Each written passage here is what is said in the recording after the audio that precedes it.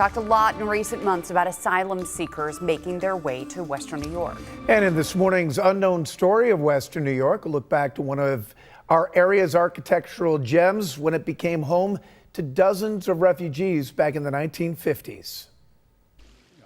Graycliff, a Frank Lloyd Wright masterpiece on the shores of Lake Erie.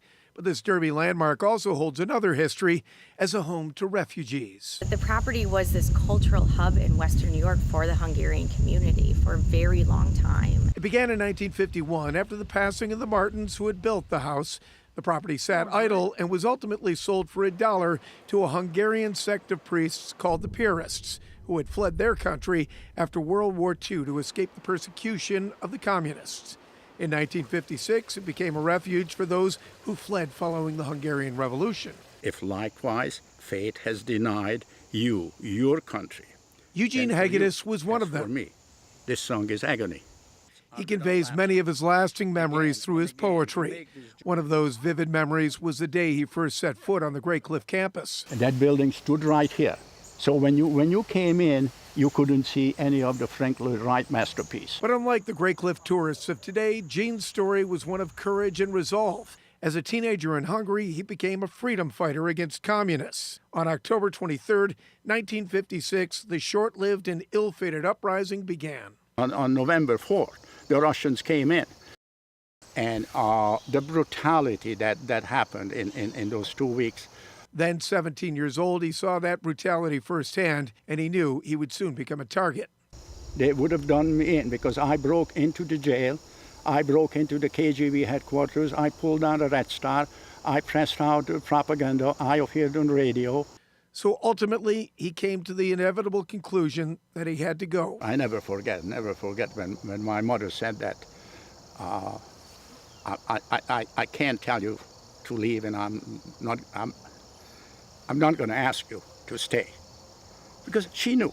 He rode his bike to the border, made his way to Austria, and finally to the United States, looking over his shoulder the entire time. Every time anyone in uniform showed up, I shuddered that, that must be the secret police. As all of this was happening, the Piarists were expanding their plans for a boarding house here at Graycliff. I had no home until they took me in here.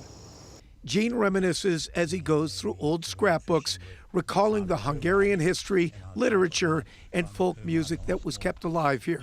He also remembers working hard. One of his first projects was to build this structure. It was built as a gymnasium, and it's been used as our visitor welcome pavilion for nearly 20 years now. But right from the beginning, Gene knew this was his lifeline. Now, imagine how thankful I was when I arrived here. He spent 6 years living here before carving out his own path forward in this new homeland. When I think about what I was able to achieve, I have a good life in here. I have a good life in here. Yeah, I mean, he's got a wife and kids, grandkids. And what a story. Yeah, and he worked 20 years as a math teacher and eventually assistant headmaster at the old Calisciences School. At the time, that was considered one of the best in Western New York. After that, he worked for another 20 years as a station manager for 2 local radio stations. Just different life after different life after different life, but a fantastic guy. And always very a smile. few people know about that history at Graycliff, so very fascinating. Yeah, absolutely.